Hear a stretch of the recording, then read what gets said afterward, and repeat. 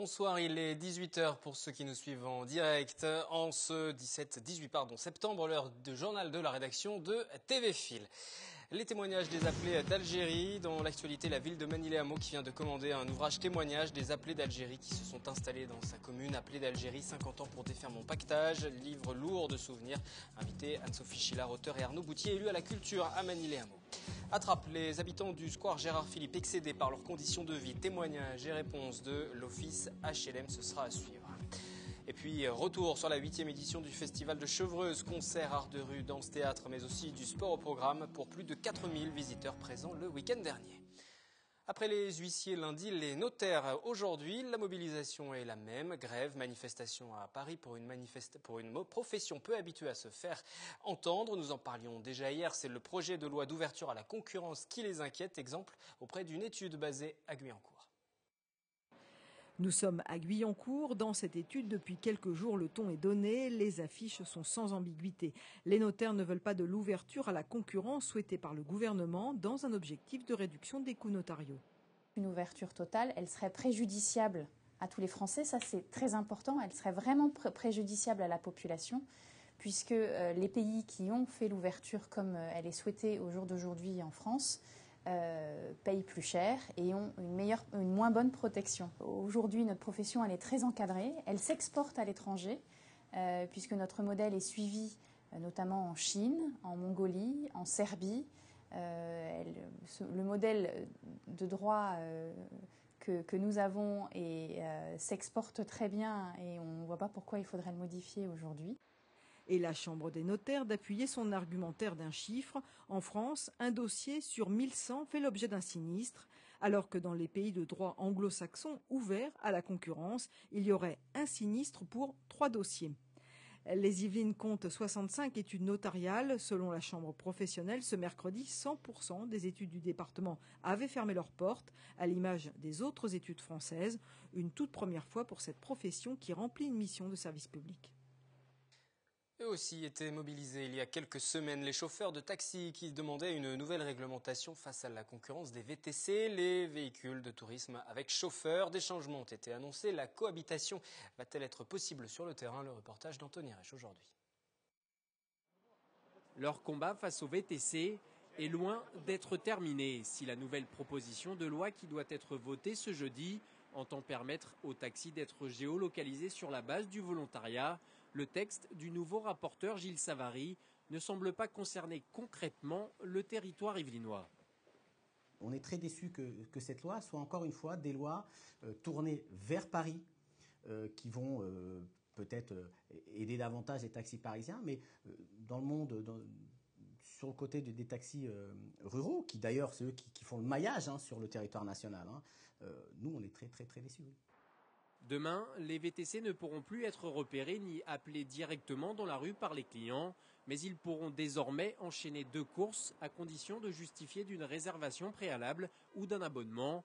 Malgré ces améliorations par le législateur, pour les chauffeurs de taxi yvelinois, le problème de fond est ailleurs, sur la zone de compétence des taxis. Le chauffeur taxi, il veut agrandir sa zone de compétence et malheureusement, c'est du pouvoir de l'administration. Donc ça, c'était peut-être un point fondamental à voir tout de suite, que le médiateur aurait pu tout de suite sensibiliser les maires et pousser dans ce sens-là, afin qu'effectivement on trouve des règles à ce moment-là plus équitables. Aujourd'hui, il faut savoir qu'un VTC peut stationner sur tout le territoire national, en dehors de la voie publique, dès lors qu'il ne peut pas justifier d'une réservation. C'est une aberration. Principale concession des taxis, ils devront disposer d'un terminal permettant le paiement par carte bancaire. À l'heure actuelle, les Yvelines comptent 687 chauffeurs de taxi répartis sur 262 communes. Vie locale et ses habitants du square Gérard Philippe à Trappes qui se disent excédés par leurs conditions de vie. Eau stagnante, odeur nauséabonde serait fréquente en début de semaine. Un habitant a également trouvé un rat dans les parties communes. Les locataires interpellent l'office HLM qui dit ne pas avoir été averti de l'ampleur du problème. Catherine Zulato et William L se sont rendus sur place. La photo qui a déclenché la colère des habitants du 25 square Gérard Philippe à Trappes, un rat trouvé par un habitant. Moi, de mes propres yeux, il y a 1 an à peu près, il est passé par ici. Un tout petit, il est passé par là. Voilà. Parce qu'il passe par là, il descend en bas dans la cave. Le rat était là. Il était devant la porte là, sur le coin porte là. Anne-Marie de Rieux est locataire depuis 2000, des résidents qui se sentent délaissés depuis plusieurs années. Dans les caves, de l'eau stagnante, également à l'extérieur, ce qui dégage des odeurs plus que désagréables. Là, il y a les remontées du goût. Ça fait plusieurs années qu'il y a des problèmes comme ça. Ils ont réparé. Et là, ce week-end, ça a été infernal parce que toutes les montées, ça remonte à chaque fois. Ouais. Ça fait plusieurs années qu'on a ça, qu'on a les remontées d'égouts comme ça. Ils ont réparé et ça recommence. Le bailleur social, contacté par téléphone, affirme n'avoir pas été avisé des problèmes rencontrés. Une entreprise est d'ores et déjà intervenue pour curer le réseau et désengorger les locaux. Il y avait une quantité, et ça nous arrive régulièrement, incroyable de lingettes, même des serpillères qui étaient dans le réseau et aussi, mais pas dans le bâtiment même, mais à proximité, derrière le bâtiment 25. Dans un regard, en fait, ils avaient jeté des bouts de bois. Et tout ça, en fait, ça freine et ça fait une accumulation des déchets des eaux usées. Une société de dératisation va à nouveau œuvrer dès ce vendredi. La dernière campagne datait du 3 septembre, avant une étude plus poussée des canalisations qui sera menée la semaine prochaine. Ce qui est dommage, c'est que moi j'ai quand même vérifié, j'ai pas eu d'appel, que ce soit notre centrale d'appel, depuis plus d'un mois. Hein. L'entreprise qui est intervenue sur le secteur a des astreintes et intervient même à 2h du matin hein, pour traiter les engorgements, pomper, désinfecter, désodoriser. Hein.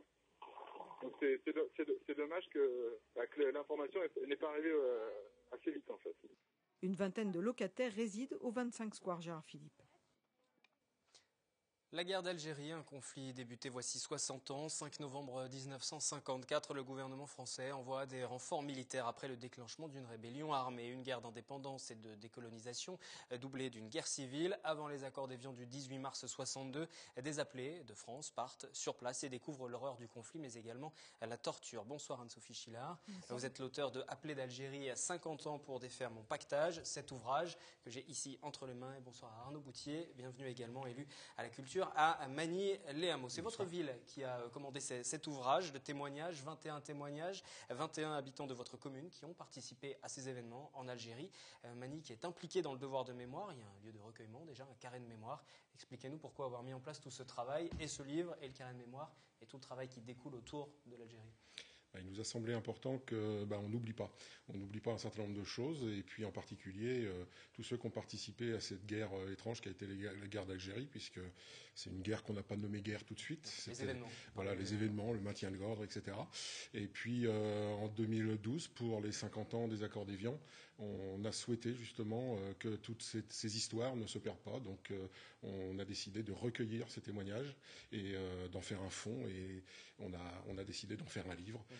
De le publier pour que tout simplement on se rappelle de ce qui s'est passé, parce que plus on se souvient de son histoire, moins on est comment dire, on ne la revivra plus tard. Donc voilà, il fallait conserver tout ça et en faire un livre. J'espère qu'on a fait un beau livre et que les 21 témoignages, on va y venir à ces différents témoignages qui sont compilés ici et la façon dont vous avez pu travailler.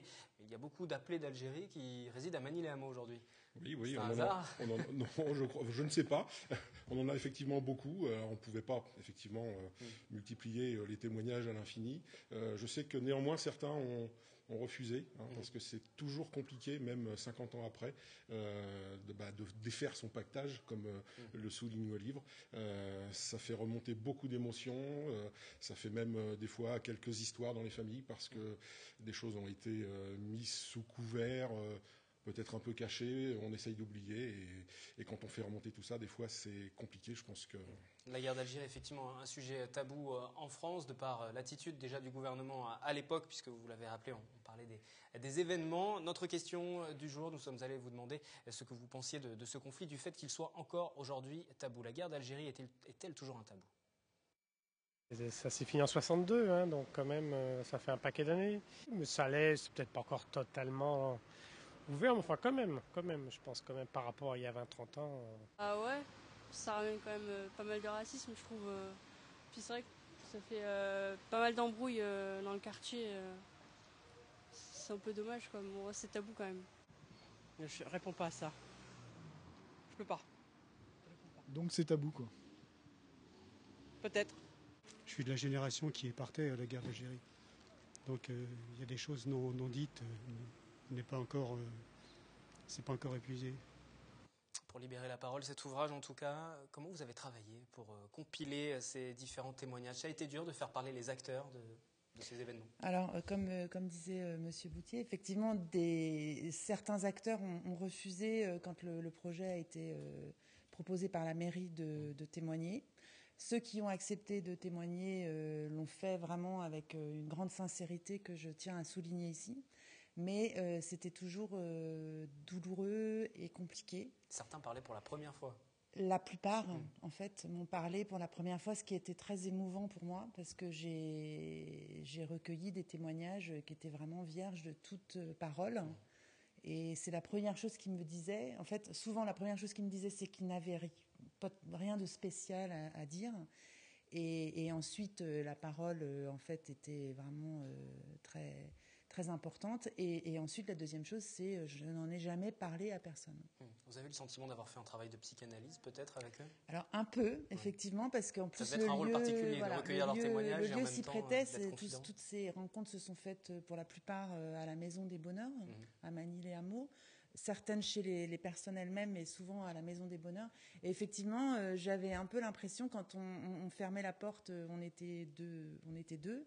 Et au bout d'une heure et demie, parfois 2 heures, quand j'ouvrais la porte, vraiment, il y avait un gros travail psychologique qui s'était fait pour la personne qui témoignait. Et pour moi, c'était recevoir une émotion très forte. Vous avez ressenti ces blessures, justement, qui sont encore très vives? Oui, tout à fait. Ouais. Vous attendiez à ce que ce soit aussi difficile? Peut-être, c'est une volonté politique de vouloir faire cet ouvrage. Ça a fait débat aussi, peut-être, au sein du conseil municipal, entre les élus. Vous vous êtes dit, est-ce que c'est pertinent ou non? Est-ce que ça s'est ravivé? C'est une question qu'on s'est posée, bien entendu, mais je pense que c'était un travail nécessaire. Il faut absolument qu'on n'oublie pas ce qui s'est passé. Il faut justement conserver ces témoignages et puis les faire connaître.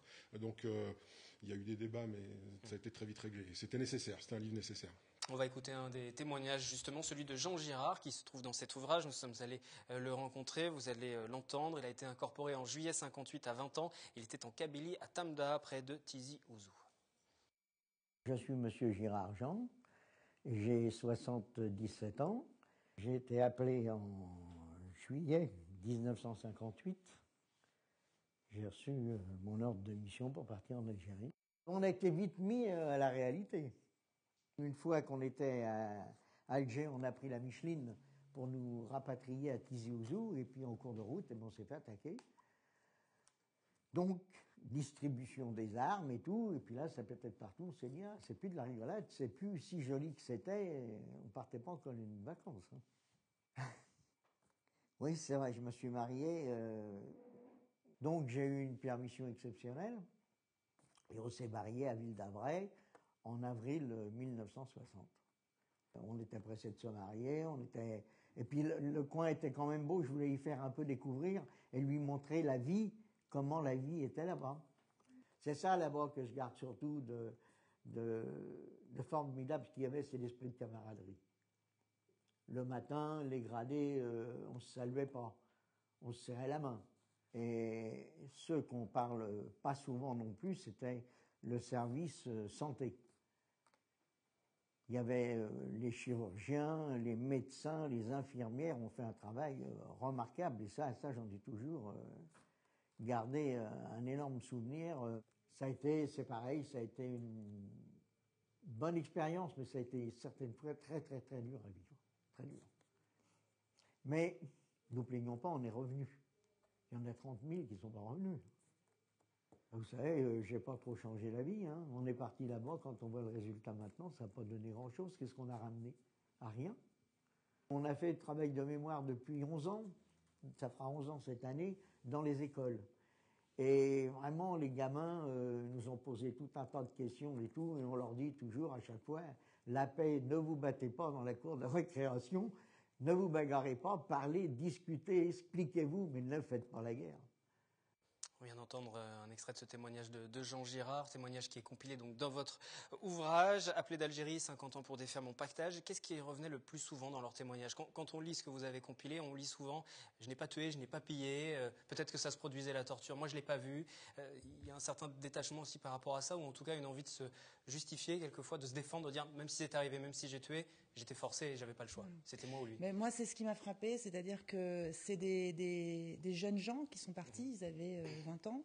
Ils avaient vu leur père participer au dernier conflit mondial et donc revenir, quand ils revenaient, en héros, enfin voilà, des gens qui avaient défendu leur patrie, qui s'étaient battus pour une cause.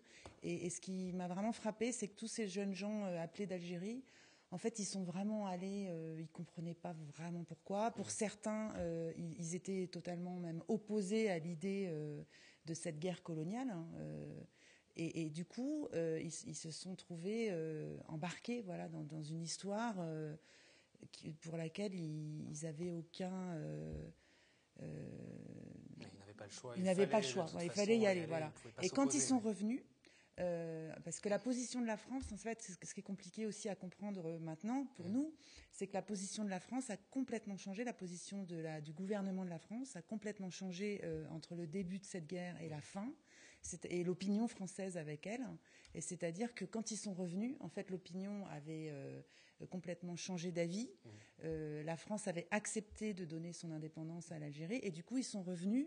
C'était quasiment ils sont partis pour ils ont le sentiment rien. D'être revenus. Et quand ils sont revenus, ils étaient un peu des parias, en tout cas pour ceux qui sont revenus dans les dernières années du conflit. Et du coup, c'est pour ça aussi qu'ils n'ont pas beaucoup parlé, parce qu'ils sont revenus avec ce climat où on disait que la France avait torturé, que la France avait tué, violé, ce qui est vrai. Enfin, certains d'entre eux me l'ont dit à couvert, et je l'ai senti dans leurs propos. Je pense qu'ils ont vu et vécu des choses très difficiles. Par contre, quand ils sont revenus, voilà, ils n'ont pas pu en parler parce que tout de suite, ils avaient cette étiquette de torture, de viol, de pillage. Et je pense que beaucoup n'y ont pas participé, mais voilà, ils faisaient partie de tout ça. C'est l'image qu'ils renvoyaient aux gens. Et ça fait partie, je pense, du tabou et de la raison pour laquelle ils n'ont pas osé parler. Ce n'étaient pas des héros quand ils sont rentrés. Et puis c'est une guerre particulière. Pour défendre son pays, et quand on revient... On a entendu le témoignage de Jean Girard, le président de la FNACA. Là, on voit bien qu'au début, dès qu'on parle de la guerre d'Algérie, dans la voix, il y a des inflexions. Donc, c'est toujours très vivant. Et il fait cet effort de témoigner véritablement, même auprès des plus jeunes. Il l'a dit, donc ça aussi, c'est en place dans la ville de Manille-les-Hameaux. Il y aura sans doute un travail, peut-être même déjà qui a commencé autour de cet ouvrage. Quelle sera la vie de cet ouvrage ensuite ? Là, il va être présenté dimanche à la Maison de l'Environnement, effectivement. Les gens pourront venir le voir et l'acquérir s'ils le souhaitent. Donc en mairie, je le rappelle, et puis également, c'est disponible en commande sur les sites Absolument. habituels. Et puis, comme dit Jean Girard, on travaille beaucoup avec les enfants toute l'année.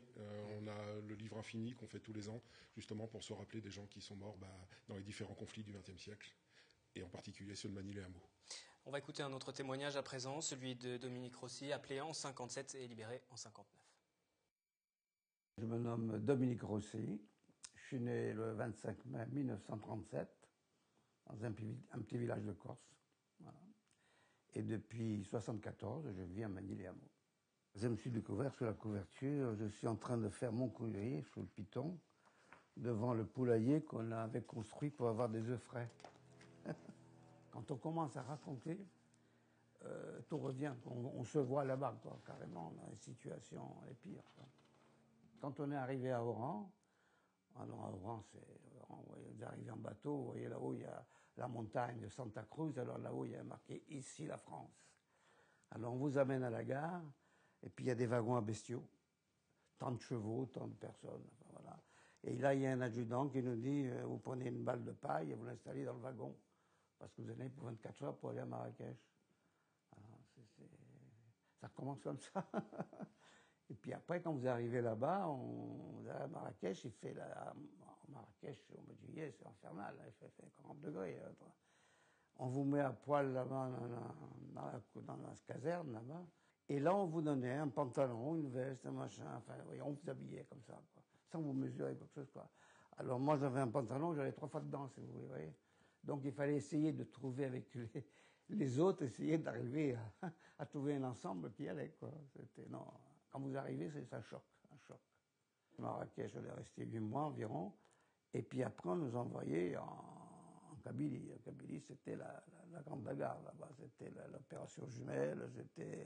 La peur, ce que ça peut faire, la peur, c'est-à-dire que vous pouvez rester 2 jours sans salive. Vous ne pouvez plus boire tellement vous avez la trouille. Et ça m'est arrivé aussi. Même si on faisait semblant de ne pas avoir peur.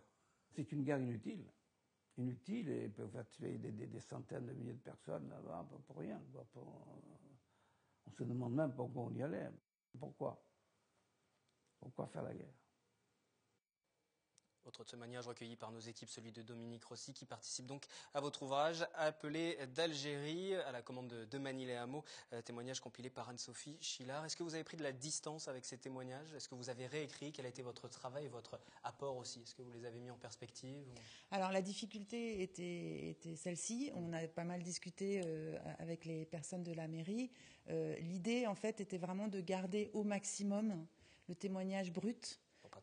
Pour ne pas trahir une parole qui était, je pense, vraiment un cadeau que ces gens, que ces hommes et ces femmes nous ont fait.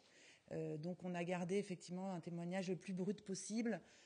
Je ne vous cacherai pas qu'on a un peu élagué, enlevé du vocabulaire qui parfois était un peu cru, qui correspond au vocabulaire guerrier des soldats, etc. Mais vraiment on a essayé de garder au maximum la parole de ces personnes. Ce livret qui est disponible en mairie de Manille et Hameau, également disponible, on le disait, en commande sur la plupart des sites internet. Et puis cette présentation ce week-end 21 septembre à Manille et Hameau. À 17h, à la Maison de l'Environnement. J'imagine que les acteurs de cet ouvrage on espère qu'ils présents, seront les plus nombreux possibles à être présents. Qui pourront échanger avec le public si vous voulez en savoir encore plus sur Appelé d'Algérie. Merci à tous les deux d'être venus aujourd'hui sur ce plateau, commenter la sortie de cet ouvrage.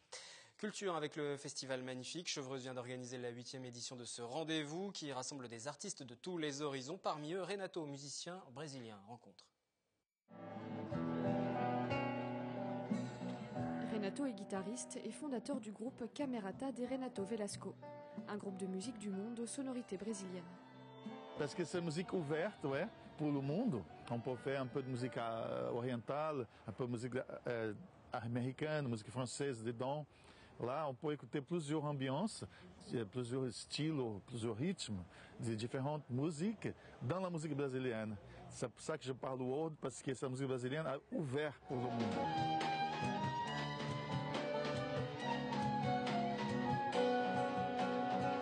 Je suis guitariste, je suis professeur dans le conservatoire du classique en France.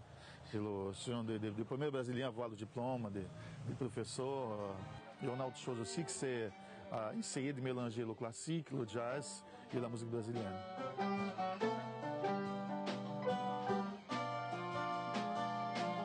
Si Renato a choisi de jouer avec son groupe au Festival de Chevreuse, c'est pour le public, mais pas uniquement. Il soutient aussi le principe d'un festival gratuit.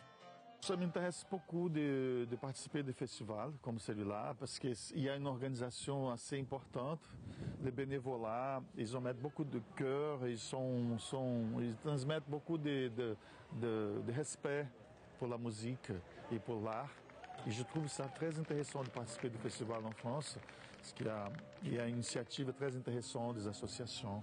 Il n'y a pas seulement le public, mais il y a les gens qui organisent aussi le festival, sont très intéressantes d'échanger des connaissances et des expériences avec eux. Le Festival de Chevreuse, pour sa 8e édition, a rassemblé 90 artistes et reçu plus de 5000 spectateurs.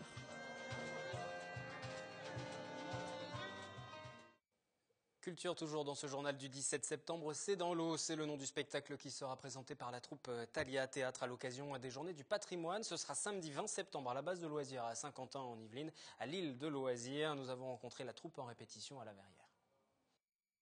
Cette année, les Journées du patrimoine sont dédiées à la nature et la culture. Thalia Théâtre a donc imaginé un spectacle autour de l'eau, un spectacle présenté par des comédiens, des musiciens, un circassien et la troupe de la Scarabande. Ils seront en représentation à la base de loisirs de Saint-Quentin-en-Yvelines. Nous créons à partir d'images que j'ai préparées et puis après on les expérimente et on essaye de voir si ça tient la route. Alors, on va décliner l'eau des loisirs, l'eau historique, l'eau de la création, l'eau qui engloutit tout et l'eau qui reprend son terrain et qui peut-être nous fait disparaître si on ne fait pas attention. Il y a une petite virgule au parapluie de Cherbourg. Ici, nous sommes plutôt dans les parapluies de la Verrière ou de Trappes. Il y a des petites virgules comme ça. Il y aura Marie-Antoinette aussi, par exemple, puisque elle a fait pas mal de choses avec l'eau.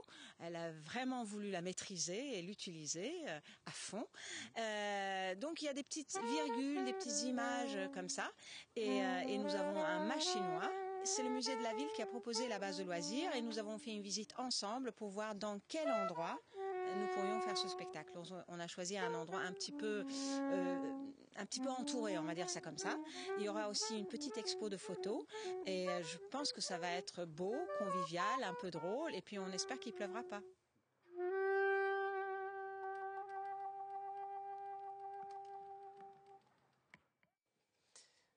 Et justement, ces journées du patrimoine, il en sera question ce soir sur TV Fil 78 dans le kiosque. Nouvelle édition présentée par Catherine Zulato, édition spéciale journée du patrimoine. Le journal revient demain aux mêmes horaires. Excellente soirée sur notre antenne.